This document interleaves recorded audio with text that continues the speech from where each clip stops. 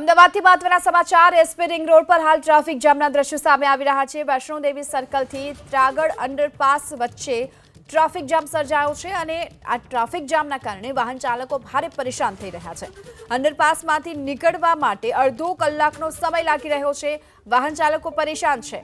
SP ring road પર સતત traffic jam છે અને વૈષ્ણોદેવી સર્કલથી જો ત્રાગડ ખાતે જવું હોય તો અહીંથી અંડરપાસ પસાર કરવો પડે છે અને આ જ અંડરપાસને પસાર કરવામાં અડધો કલાક જેટલો સમય લાગી રહ્યો છે। દ્રશ્યો પણ જે અત્યારે સામે આવી રહ્યા છે, સતત આ ટ્રાફિક જામના કારણે વાહન ચાલકો હાલ તો પરેશાન થઈ રહ્યા છે અને મસ્ત મોટી લાઈન જોવા મળી રહી છે વાહનોની। વધુ વિગતો મેળવીએ સંવાદદાતા તેજસ મહેતા અત્યારે આપણી સાથે જોડાઈ ચૂક્યા છે। તેજસ, ટ્રાફિક જામ જોવા મળી રહ્યો છે, ટ્રાફિકની આ સમસ્યા અને શું કારણ?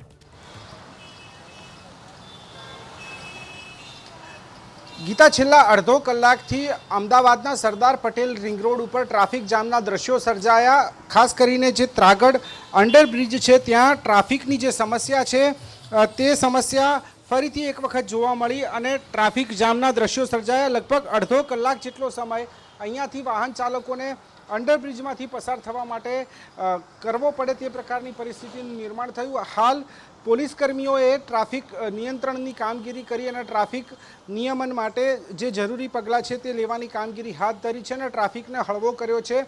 અડધો કલાક જેટલો સમય આ ટ્રાફિક જે છે તેના નિકાલ માટે અહીંયાથી પસાર થતા વાહન ચાલકોને હેરાન થવાની પરિસ્થિતિ ઊભી થઈ હતી અને અત્યારે પણ જે વાહન ચાલકો છે, ખાસ કરીને અંડરપાસમાંથી જે પસાર થતા વાહન ચાલકો છે તેમના માટે મુશ્કેલીનું કારણ એ છે કે ત્રાગડ અંડરપાસથી આગળનો જે રસ્તો છે ત્યાં પણ એક જંકશન આવે છે, ત્યાં પણ ટ્રાફિક જામના દ્રશ્યો સર્જાતા હોય છે। ત્યારે અત્યારે આ પ્રકારની પરિસ્થિતિ, ટ્રાફિક જામની પરિસ્થિતિ ત્રાગડ જે અંડરપાસ છે ત્યાં જોવા મળી રહી હતી।